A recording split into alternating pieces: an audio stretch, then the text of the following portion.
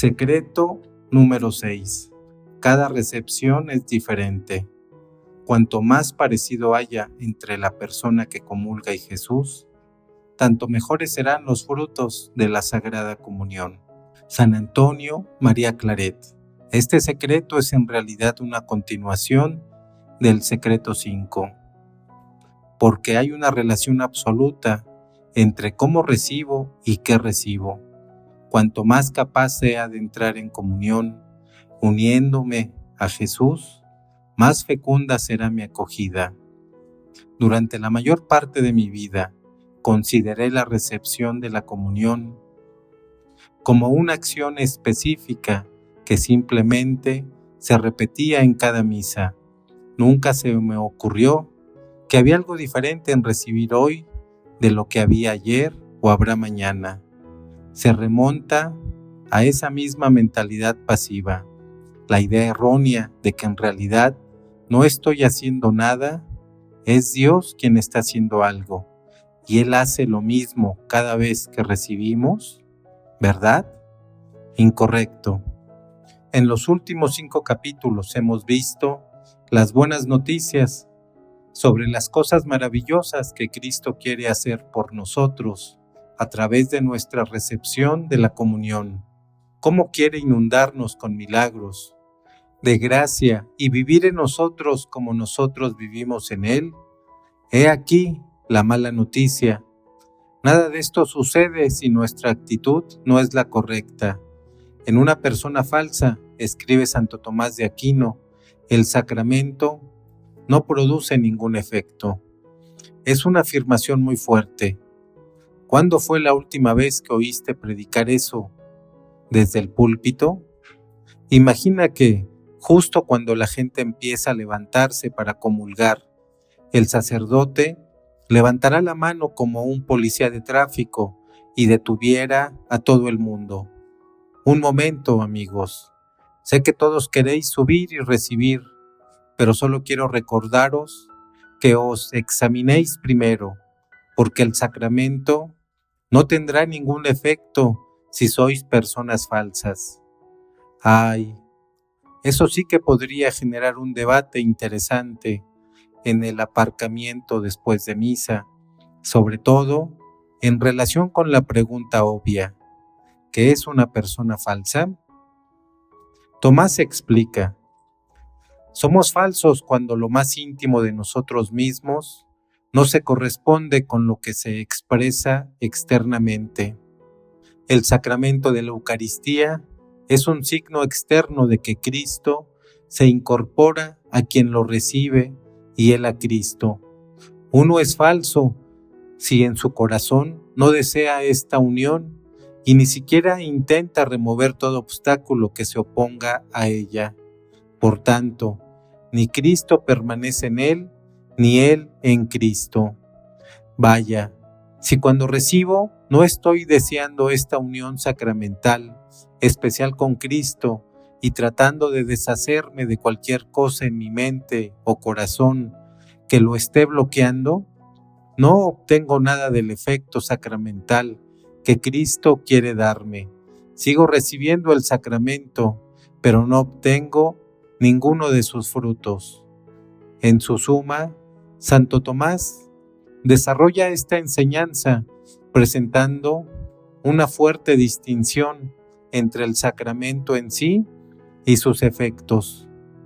Una persona recibe el efecto de este sacramento según su condición, explica, subrayando que no hay ningún efecto sino en aquellos que están unidos al sacramento por la fe y la caridad.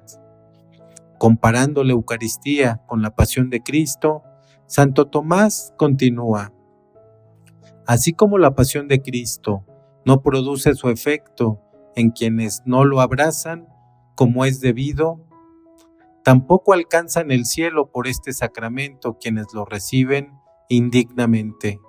En consecuencia, Agustín escribe, una cosa es el sacramento y otra su virtud. Muchos reciben del altar y recibiéndolo están muertos. Comed, pues, pan celestial, llevad la inocencia al altar. Así pues, no es de extrañar que quienes no conservan un corazón puro no consigan el efecto del sacramento. San Pablo va un paso más allá en su advertencia, subrayando que si nuestra actitud no es la correcta cuando recibimos, no solo no obtenemos el buen fruto del sacramento, sino que también podemos perjudicarnos espiritualmente. Quien come el pan o beba la copa del Señor indignamente, tendrá que responder del cuerpo y de la sangre del Señor. La persona debe examinarse a sí misma y así comer el pan y beber la copa, porque quien come y bebe sin discernir el cuerpo, come y bebe juicio sobre sí mismo. San Juan Crisóstomo es aún más tajante y específico sobre los peligros de recibir indignamente. Ruego, suplico e imploro que nadie se acerque a esta sagrada mesa con la conciencia mancillada y corrompida. Tal acto, de hecho, nunca puede llamarse comunión. Ni siquiera si tocáramos 1000 veces el cuerpo del Señor, sino condenación, tormento y aumento de castigo. Estas advertencias encuentran un eco aterrador en las enseñanzas del Concilio de Trenton, que declara: porque no hay crimen más grave que deba ser castigado por Dios que el uso profano o religioso por parte de los fieles de aquello que contiene al mismo autor y fuente de la santidad. Se acabaron los años en los que pensaba que todas las recepciones eran iguales. En realidad, cada vez que recibo puede ser significativamente diferente. Mi disposición espiritual antes, durante y después de recibir el sacramento determinará si el sacramento producirá buenos frutos en mí en diversos grados. No tendrá ningún efecto o resultará en mi condenación.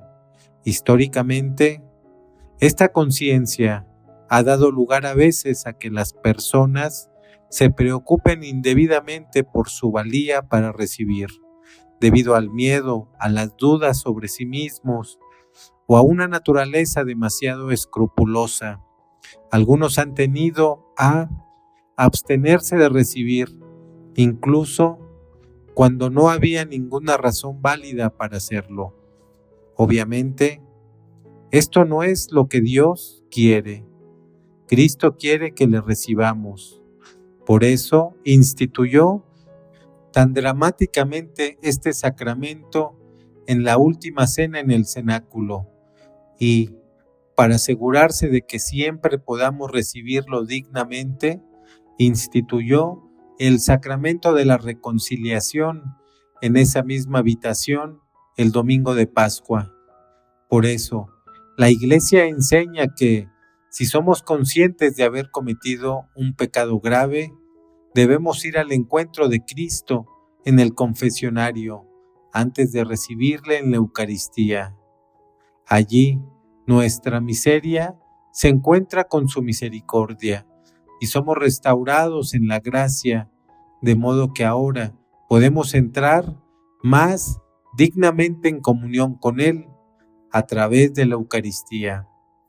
Cuando San Pablo lanzó su advertencia sobre recibir dignamente, no estaba insinuando que no debíamos recibir, simplemente nos exhortaba a examinarnos a nosotros mismos para asegurarnos que estamos discerniendo el cuerpo cuando recibimos.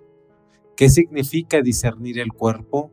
Según Santo Tomás, significa distinguirlo de los demás alimentos, reconociendo que Cristo está verdaderamente presente. Debemos esforzarnos por no consumir nunca este pan, distraída o despreocupantemente. ¿Cómo podríamos comer otros alimentos, sino más bien prepararnos adecuadamente para este impresionante banquete en el que, con gran reverencia y gratitud, acogemos a Dios mismo en nosotros.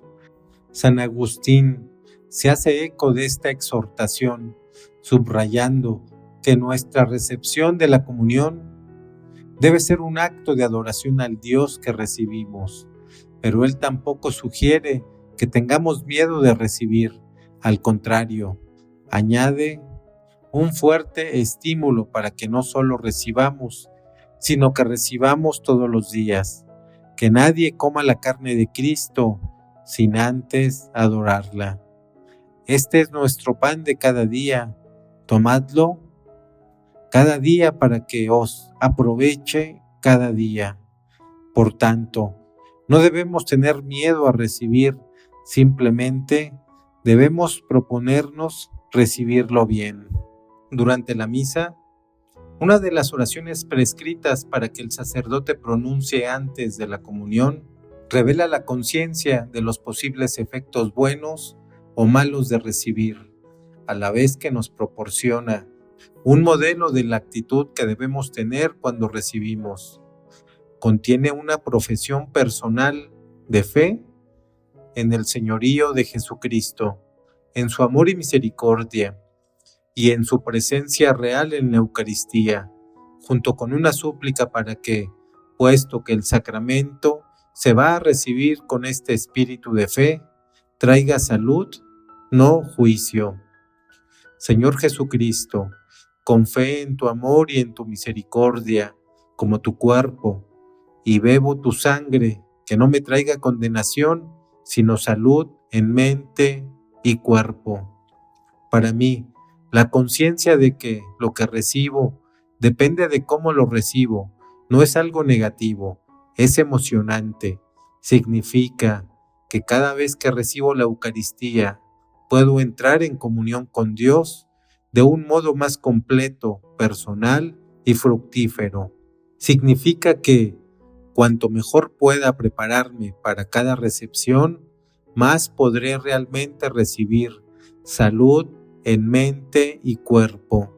Lo que necesito hacer cada vez, por encima de todo, es reconocer quién es Dios, reconocer mi dignidad para recibir tal don y preparar mi corazón para entrar en comunión con Él, confiando en su amor misericordioso por mí, y así, una y otra vez, repito a la Iglesia el eco secular del grito del centurión: «Oh Señor, no soy digno de recibirte, pero solo di la palabra y seré curado».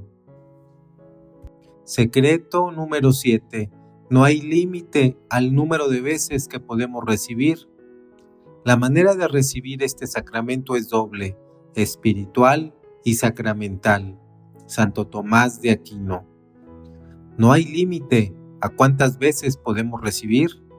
Me encanta este secreto porque a primera vista parece erróneo, pero una vez comprendido, pone de relieve una verdad maravillosa. Cuando anuncio este secreto durante una charla, suelo hacer una pausa y mirar a mi alrededor para ver cómo reacciona la gente. Recibo algunas miradas extrañas, algunos incluso sacuden la cabeza como diciendo: «Eso no es verdad». Salvo circunstancias especiales, solo se puede recibir 2 veces al día. Puede que tengas los mismos pensamientos mientras escuchas esto, pero quédate conmigo y se aclarará. Una vez más, todo depende de la palabra recibir. Retrocedamos un poco a lo que realmente se reduce los 2 últimos capítulos, esa que cada vez que tú y yo vamos a recibir la comunión, podemos elegir entre 2 formas de recibirla, reconociendo que Cristo nos llama a un encuentro personal único con Él, junto con el Padre y el Espíritu Santo. Podemos prepararnos con gran cuidado, tratando de librarnos de cualquier barrera u obstáculo a esta unión y buscando entrar en comunión con Él, o, como en el ejemplo que vimos de la falsa persona, podemos recibir a Cristo sin desear realmente esta unión en nuestro corazón y sin intentar siquiera eliminar los obstáculos que se oponen a ella. En suma, Santo Tomás llama a esto dos clases de comida, sacramental y espiritual.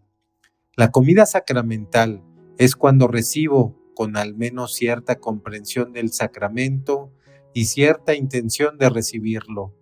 El comer espiritual es cuando mi comer sacramental va acompañado de un verdadero anhelo de unión con Cristo. Recibo así no solo el sacramento en sí, sino también el efecto sacramental por el que me uno espiritualmente a Cristo en la fe y en el amor. Esta es la elección a la que nos enfrentamos cada vez que comulgamos. Podemos recibirla solo sacramentalmente, acercándonos al altar de forma distraída y mecánica, como criaturas de costumbre, alineándonos como robots para cumplir una programación preestablecida. O podemos alimentarnos de su sagrado cuerpo y sangre, tanto física como espiritualmente, acercándonos con reverencia y asombro, concentrados, agradecidos por este asombro, don y anhelando unirnos a Dios. Obviamente, se trata de dos extremos, con un número infinito de variaciones intermedias. Según Santo Tomás, el mero comer sacramental puede contrarrestarse con el perfecto comer espiritual, del mismo modo que se contrasta un embrión con un adulto. Desde el momento de la concepción, cada uno de nosotros atraviesa un proceso continuo de crecimiento, pasando por diversas etapas en nuestro camino hacia la plena madurez física, mental, emocional y espiritual. Lo mismo ocurre con la recepción de la Eucaristía. El objetivo, como vimos en el último capítulo, es crecer en el modo de recibir, madurando en nuestra conciencia, comprensión y deseo de unión con Cristo, de modo que cada recepción sacramental redunde en una comunión espiritual más completa. ¿Conmigo hasta ahora? Profundicemos un poco más. Santo Tomás continúa explicando que esta comunión espiritual completa puede tener lugar incluso cuando no podemos recibir sacramentalmente, porque el efecto de un sacramento puede asegurarse si se recibe por deseo. Algunas personas, continúa, toman este sacramento espiritualmente antes de comer sacramentalmente, y por su deseo de recibir el sacramento real, así se comunican espiritualmente, aunque no sacramentalmente. ¿Qué significa esto? Significa que, además de los momentos en los que podemos recibir realmente el sacramento de la Eucaristía, también podemos recibir espiritualmente, a través de nuestro deseo del sacramento, uniendo nuestros corazones al corazón de Jesús en la Eucaristía. Esta es la realidad que se expresa en el secreto número 7. Sí, hay un límite al número de veces que tú y yo podemos recibir la Eucaristía sacramentalmente, pero no hay límite al número de veces que podemos recibirla espiritualmente. Hace años, si hubiera leído esto, no me habría impresionado mucho, como la mayoría de los católicos. Había oído hablar de la comunión espiritual, pero la veía como una especie de premio de consolación. Sí, por una razón u otra no podías comulgar, al menos podías unirte a Cristo a través de la oración. Ciertamente tenía algún valor, pero para mí las palabras, al menos, implicaban que no era una comunión real. A medida que aprendía más sobre la Eucaristía y sobre lo que es la verdadera comunión, llegué a comprender que la comunión espiritual no es un sustituto de la comunión sacramental, sino una anticipación y extensión muy real de sus frutos. Los santos nos proporcionan modelos maravillosos para ello. San Francisco de Sales se propuso hacer una comunión espiritual al menos cada 15 minutos, de modo que pudiera relacionar todos los acontecimientos del día con su recepción de la Eucaristía en la misa. San Maximiliano Kolbe, además de recibir la Eucaristía, hacía frecuentes visitas al Santísimo Sacramento, a menudo más de 10 veces al día, pero incluso esto no era suficiente para él, así que como San Francisco de Sales, resolvió entrar en comunión espiritual al menos una vez cada 4 horas. Kolbe subrayó: lo que ya hemos visto en Santo Tomás de Aquino, que las gracias de la Eucaristía se reciben en proporción a nuestra condición espiritual, a nuestro deseo de estar unidos a Dios, y puesto que Dios siempre honra nuestro deseo de unión con Él, estas gracias no se limitan a la comunión sacramental. A veces, explicó Kolbe, la comunión espiritual aporta las mismas gracias que la sacramental. Si esto es cierto, ¿para qué necesitamos recibir sacramentalmente? Si esto es cierto, ¿para qué necesitamos recibir sacramentalmente? Porque Kolbe no habla de en lugar de, sino de además de. Como vimos antes, la verdadera comunión espiritual es siempre una anticipación o una extensión de la comunión sacramental. Idealmente es ambas cosas. Cristo dejó muy claro que quiere que le recibamos sacramentalmente. No dijo: si no, unid vuestro corazón al mío, no tendréis vida en vosotros. Dijo: si no coméis la carne del Hijo del Hombre y no bebéis su sangre, no tendréis vida en nosotros. No dijo: si queréis comulgar conmigo, tendréis vida eterna. Dijo: el que come mi carne y bebe mi sangre, tiene vida eterna. No dijo: el que me imagina entrando en su corazón, permanece en mí y yo en él. Dijo: el que come mi carne y bebe mi sangre, permanece en mí y yo en él. Así pues, no puede haber sustituto para la comunión sacramental regular, y nuestra comunión espiritual debe tener siempre como meta la comunión sacramental. Como explica Santo Tomás, la comunión espiritual no es un mero deseo de estar cerca de Dios, es cuando una persona cree en Cristo con el deseo de recibir este sacramento. No es simplemente alimentarse espiritualmente de Cristo, sino también alimentarse espiritualmente de este sacramento. Cualquier deseo de unión con Dios traerá gracia, pero para recibir las gracias sacramentales especiales de la Eucaristía, este deseo debe incluir una intención específica de recibir el sacramento mismo y así unirse con la presencia eucarística de Cristo.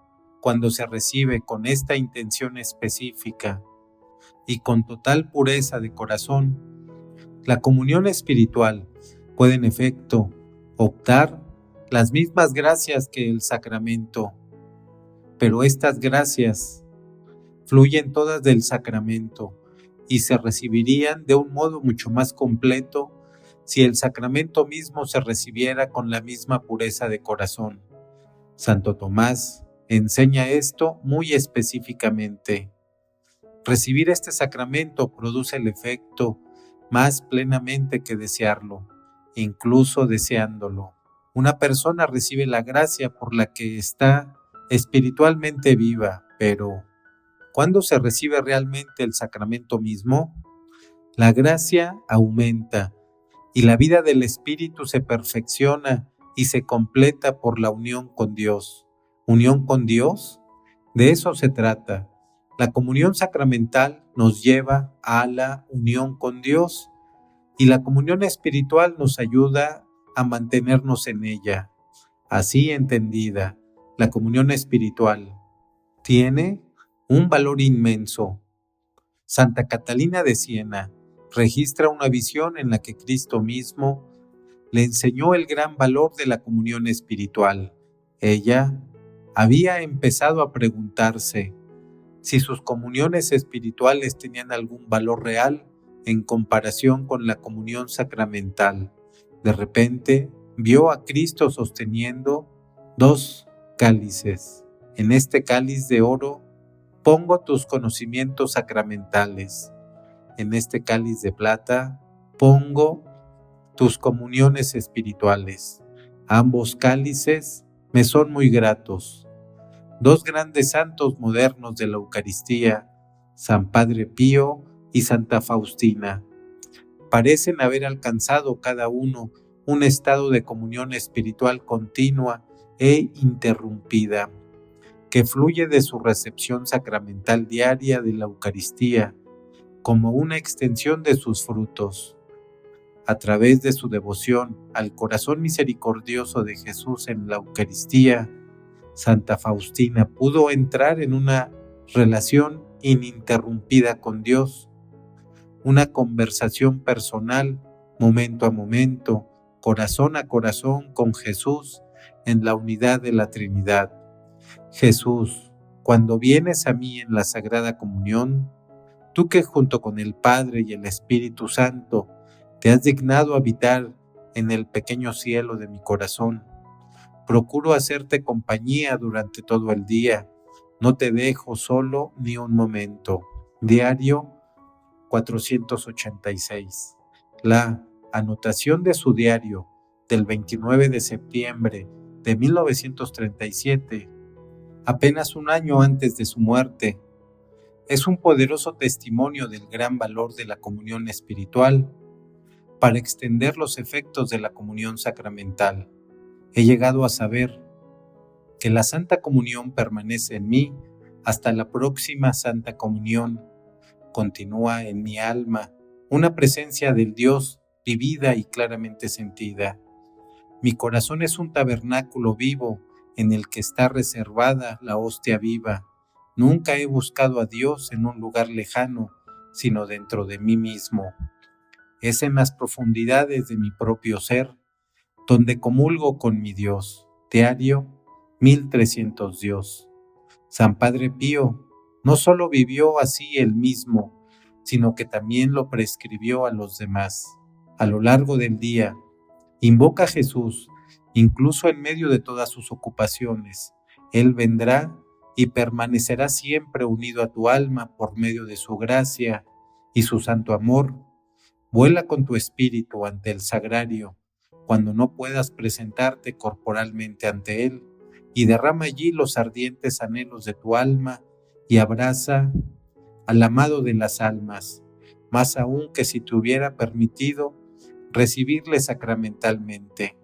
Incluso, más que si se os hubiera permitido recibirle sacramentalmente, esta frase resuena dentro de mí, porque me recuerda varias situaciones personales de las que he sido testigo, situaciones que me han inspirado, pero también me han avergonzado por las veces que he dado por sentada la Eucaristía. Recuerdo especialmente a un joven en medio de una profunda experiencia de conversión, luchando contra la adicción y anhelando la gracia de decir un sí pleno a Dios. Tiempos de victoria espiritual se alternaban con momentos de debilidad y dudas de que Dios pudiera amarla de verdad. Estaba ansiosa por comenzar un nuevo estilo de vida, pero se sentía atrapada por su vida pasada, sus hábitos de pecado y la sensación de su propia incapacidad, venciendo su miedo a confesarse. Había concertado una cita con un sacerdote con el que se sentía que podía hablar, pero sus agendas eran tales que la cita se demoraba semanas.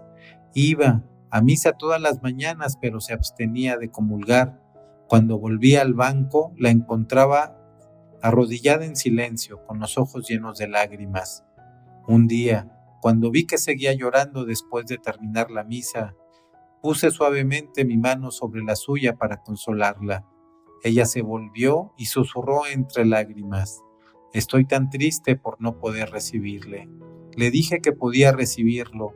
Su arrepentimiento, su decisión de confesarse, su resolución de evitar el pecado y el anhelo de su corazón ya le habían traído a él. aunque todavía no podía recibirlo sacramentalmente, ya estaba recibiendo las gracias del sacramento a través de su deseo de recibirlo, comenzando ya la nueva vida de gracia que sería suya en su plenitud cuando pudiera recibirlo sacramentalmente. Las lágrimas seguían apareciendo todos los días a la hora de la comunión, pero ahora había alegría mezclada con la tristeza. Cuando por fin pudo recibir el sacramento propiamente dicho, resplandecía con esa alegría, y yo me encontré llorando, inspirado por su ejemplo y arrepintiéndome de las veces que había recibido tan a la ligera, sin apreciar este gran don. En una situación similar se encontraba un hombre de mediana edad que llevaba muchos años alejado de la iglesia. Había estado casado, pero sin conciencia real del matrimonio como sacramento, y había terminado en divorcio y segundas nupcias fuera de la iglesia. Años más tarde, durante una visita casual a un lugar de apariciones marianas, experimentó una poderosa conversión que le llevó de nuevo a su fe católica, con un deseo real de aprenderla, vivirla y recibir de nuevo los sacramentos. María siempre nos conduce a la Eucaristía. Cuando le conocí, iba a misa todos los días, deseaba comulgar, pero se abstenía obedientemente porque aún no se le había concedido la anulación que había solicitado. Tardó 4 años. Cada mañana durante 4 años trató de hacer una buena comunión espiritual mientras veía a los demás en la iglesia recibir sacramentalmente. Cada vez que estaba en misa con él, me sentía humilde por su fe y obediencia e inspirado por su devoción a la Eucaristía. Volvía a arrepentirme de las veces que había dado por sentada la Eucaristía y era muy consciente de que probablemente él estaba obteniendo más gracia del sacramento que muchos de nosotros que realmente podíamos recibirlo sacramentalmente. El día que recibió la noticia de su anulación, estaba como un niño pequeño esperando un helado. Ahora, dijo radiante de alegría, por fin podré recibirle de nuevo. Casi le envidié, pero luego me di cuenta de que todos podemos tener esta misma alegría cada día, no solo en los momentos en que comulgamos, sino en cualquier momento en que decidamos unirnos a la presencia eucarística de Cristo. ¿Cómo empezar? En primer lugar, cada uno de nosotros puede proponerse hacer una buena comunión espiritual cada vez que no podamos recibir sacramentalmente en la misa. Muchas personas a lo largo de los años han utilizado la gran oración de San Alfonso. Jesús mío, creo que estás realmente presente en el Santísimo Sacramento. Te amo sobre todas las cosas y deseo poseerte dentro de mi alma. Ya que ahora no puedo recibirte sacramentalmente, ven al menos espiritualmente a mi corazón. Te abrazo como si ya estuvieras allí y me uno totalmente a ti. No permitas nunca que me separe de ti. O las oraciones tradicionales aprobadas por la Sagrada Congregación de Indulgencias. Oh Jesús, me vuelvo hacia el Sagrario Santo donde vives escondido por amor a mí. Te amo, oh Dios mío, no puedo recibirte en la Sagrada Comunión. Ven sin embargo y visítame con tu gracia. Ven espiritualmente a mi corazón. Purifícalo, santifícalo, hazlo semejante al tuyo. Señor, no soy digno de que entres bajo mi techo, pero solo di la palabra y mi alma sanará. También se puede utilizar cualquier otra oración apropiada o se puede inventar una oración propia. Podemos unirnos a Cristo en la Eucaristía en cualquier momento y de cualquier manera, a través de palabras, imágenes mentales, o simplemente lo que Santa Teresita llamaba una oleada del corazón. Personalmente, encuentro lo que más me ayuda es imaginarme a mí misma retirándome a mi propio corazón, aunque solo sea por un instante, y encontrándome allí con Dios. A veces no hay palabras, Solo imagino los rayos de misericordia que se derraman en mi corazón desde el corazón de Jesús en la Eucaristía o en la cruz. A veces intento imaginar que los rayos se invierten, llevándome al cielo a través del corazón eucarístico de Jesús, o me imagino a María visitándome como hizo con Isabel, trayéndome a su hijo a mi corazón. Si se me ocurre alguna palabra, intento expresarla con sencillez y naturalidad. Señor Jesús, ven a mi corazón. Sáname, Jesús. Jesús, misericordia. Jesús, haz mi corazón como el tuyo. Jesús, confío en ti. María, une mi corazón al tuyo y al corazón de Jesús. Lo que me viene a menudo es una imagen de la escena que mencioné en el secreto 1, cuando el ángel de la paz trajo la Eucaristía a los 3 niños de Fátima y les mostró cómo adorar a Dios. Intento ver el cáliz y la hostia suspendidos en el aire, y con el ángel me arrojo postrada en tierra y rezo. Oh Dios mío, yo creo, adoro, espero y te amo. Te pido perdón por todos los que no creen, no adoran, no esperan, no te aman. Te animo a que comiences esta práctica de la manera que te resulte más natural. A veces pueden ser 15 a 20 minutos delante de la Eucaristía. Otras veces puede ser un breve instante en medio de tu trabajo diario. La frecuencia es mucho más importante que la duración, porque cuanto más practicas la comunión espiritual, más se convierte en un hábito, en un instinto natural de unirte a Dios. Y no hay mejor manera de crecer espiritualmente, como lo explica San Leonardo de Port Maurice. Si practicas el santo ejercicio de la comunión espiritual varias veces al día, en el plazo de un mes, verás tu corazón completamente cambiado. Descubrirás que cada momento puede convertirse en una ocasión para hacer una comunión espiritual. Las distracciones, las tentaciones, las angustias, los retrasos, el comienzo o el final de una tarea, todo puede convertirse en un recordatorio de la necesidad de renovar tu relación con Dios, retirándote un momento para encontrarte con Él en lo más profundo de tu corazón. Y en tiempos de aridez espiritual, podemos seguir la prescripción de Juan Vianney, el cura de Ars. Una comunión espiritual actúa sobre el alma como el soplar sobre un fuego cubierto de ceniza que estaba a punto de apagarse. Cuando sientas que tu amor a Dios se enfría, haz rápidamente una comunión espiritual. ¿Rápido? Aquí hay un sentido de urgencia. Los santos están tratando de decirnos que no debemos limitar nuestra unión con Cristo en la Eucaristía a la comunión sacramental una vez a la semana o incluso una vez al día.